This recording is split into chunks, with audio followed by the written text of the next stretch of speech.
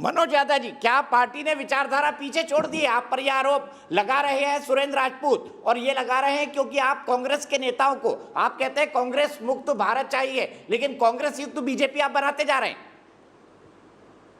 देखिए दीपक जी, ऐसा है कि वो लोग तो विचारधारा की कदापि बात ना करें। जो लोग मुस्लिम लीग के साथ गठबंधन बना करके सरकार बनाते हैं, पश्चिम बंगाल के अंदर जो कम्युनिस्टों के साथ खड़े होते हैं और केरल के में उनके विरुद्ध में खड़े होते हैं, तो वो इस तरह की विचारधारा की कोई बात ना करें। लेकिन जब जब सत्ता छूटती है तब तब कांग्रेस टूटती है। कांग्रेस का पूरा इतिहास है। आप देखिए, चौधरी चरण सिंह जी अलग हो गए 1967 में। आपने देखा कि कई कामराज और सिंडिकेट चलता था, उसमें से इंदिरा जी अलग हो गई। 1977-78 में आपने देखा इंदिरा गांधी जी ने अपनी इंदिरा आई बनाई, इंदिरा ओ बनी। उसके बाद 1990 के दशक में आप देखिए किस तरह से अर्जुन सिंह जी अलग हो गए, टीएमसी अलग हुई, उन्हीं से टीएमसी निकली है, आपके शरद पवार जी अलग हो गए। और अभी आपने देखा कुछ दिन पहले G23 बना। G23 का नेतृत्व आजाद जी, आनंद शर्मा जी, जिसमें जितिन प्रसाद जी भी थे। ऐसे अनगिनत फहरिस्त थी, कपिल सिब्बल जी, बड़े बड़े दिग्गज इनके लोग थे जो उसका नेतृत्व कर रहे थे, बोल रहे थे कि हमें एक वर्किंग प्रेसिडेंट चाहिए।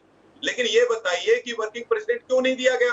देखिए, ऐसा है दीपक जी, इस पार्टी जो ये एक परिवार एक पार्टी को चला रहा था, अब एक परिवार ही पार्टी बन चुका है।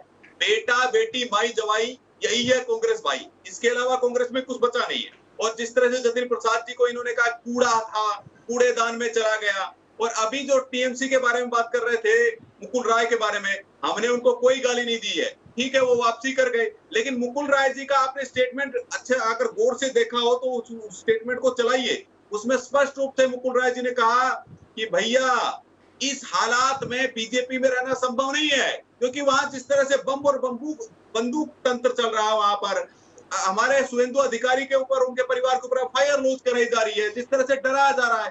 आजाद भारत के इतिहास में चुनाव के बाद में सबसे ज्यादा अगर वहां से पलायन किसी चुनाव के बाद हुआ है तो पश्चिम बंगाल में हुआ है। तो ये जो चल रहा है ये केवल और केवल अवसरवादी लोग हैं। लेकिन मैं एक बात स्पष्ट कर दूं कि कांग्रेस पार्टी नेतृत्व विहीन हो चुकी है।